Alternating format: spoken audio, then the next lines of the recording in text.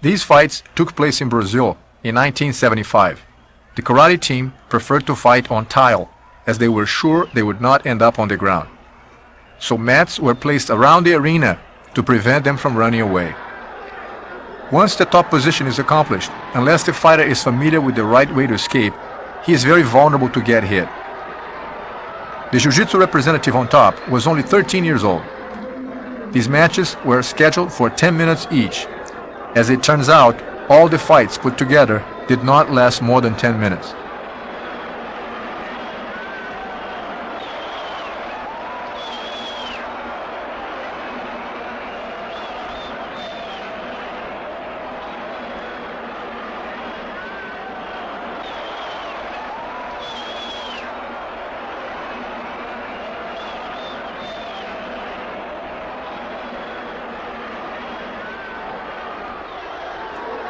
To avoid getting hit in the face, the man on the bottom rolls over onto his stomach, which does not solve his problem. Then he will tap out or pass out.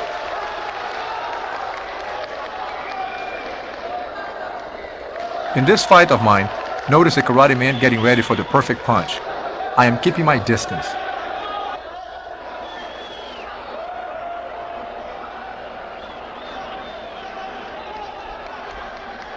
Once the inevitable clinch happens, there's not much he can do.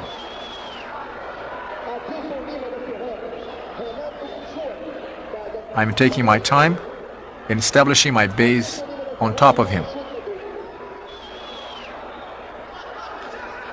He is bucking, trying to hit my head on the ground.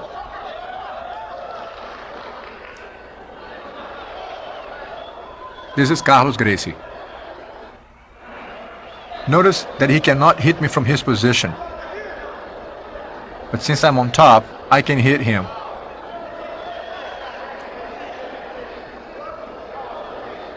I will place one hand on the collar and get ready to put the second hand around his neck for the choke.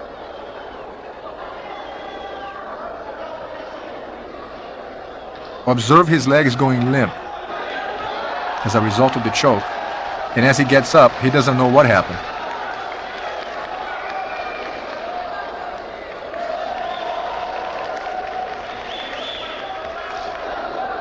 In this next match, my brother Helson dashes into his opponent, maintaining a close distance to avoid getting hit.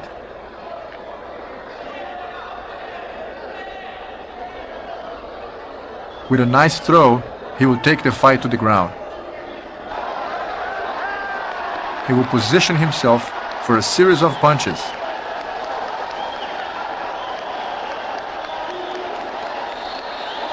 And as the opponent lifts his arm to keep Helson away, he's caught in an arm lock.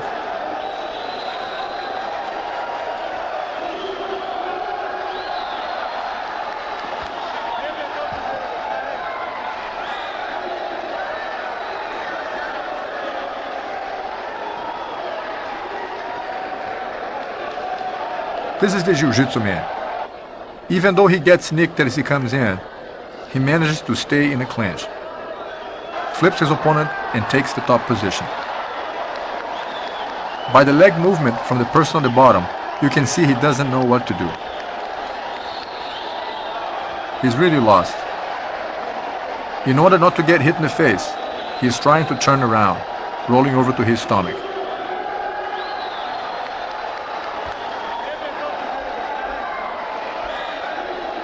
His arm got stuck, and when he finally manages to turn over, he gets choked from behind.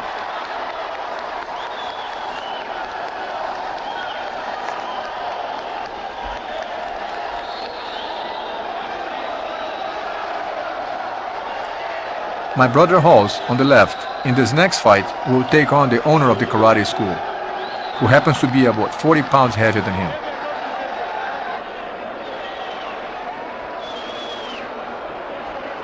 He slips under his first punch, and observe how easily he picks up his opponent. He establishes the top position, hits the man a couple of times to soften him up.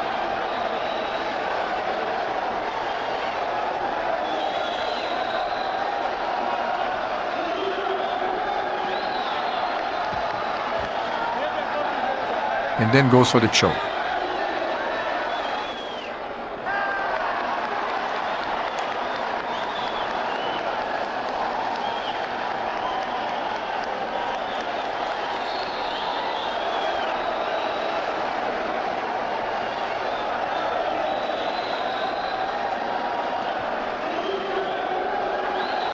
In spite of a 25-pound disadvantage, Royler Gracie had no problem closing the distance against this Kempo karate instructor, who claimed to have developed a street lethal style.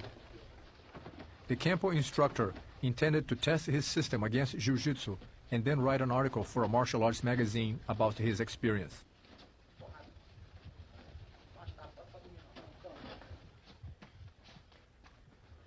As you can see, the Kempo representative never had a chance.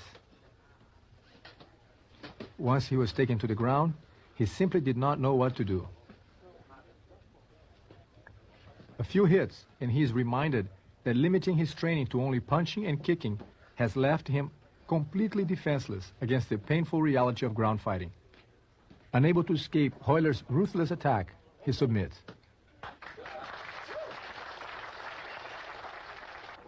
In this second match, the Kempo representative believes he can succeed if only he's a little faster or a little more aggressive. Royler, as he has done 1,000 times, closes the distance, takes the fight to the ground, and latches onto his prey.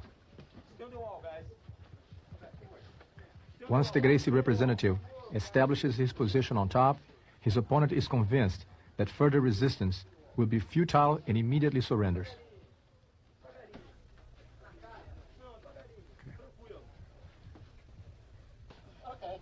Over my brother Royce.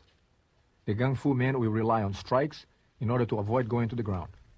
It is almost impossible for a person trained primarily in punches and kicks to avoid being wrapped up and taken down by a jiu-jitsu practitioner.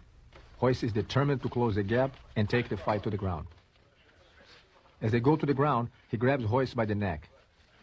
Royce will establish his position before getting his neck out of the hold. He repeatedly hits his opponent on the ribs, forcing the Gung Fu man to let go.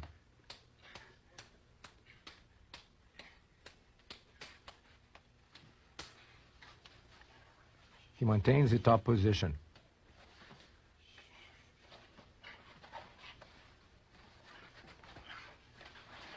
The leg work of the Gung Fu representative reveals that he's not knowledgeable in the intricacies of grappling.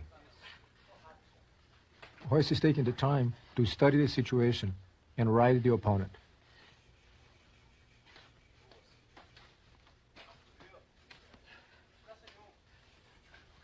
At this point, Royce could easily apply a chokehold and finish the fight, but he elected not to.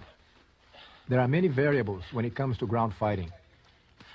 Through a systematic, step-by-step approach, we have organized it into a science. The opponent is obviously in good shape.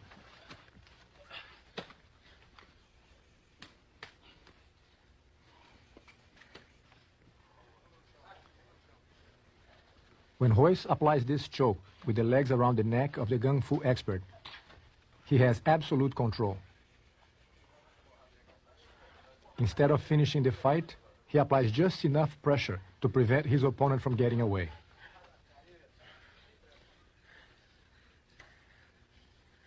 He can take his time and chooses where to hit. The Kung Fu representative is totally helpless. Not only he's running out of air, but he cannot stop the blows. It's a terrifying feeling.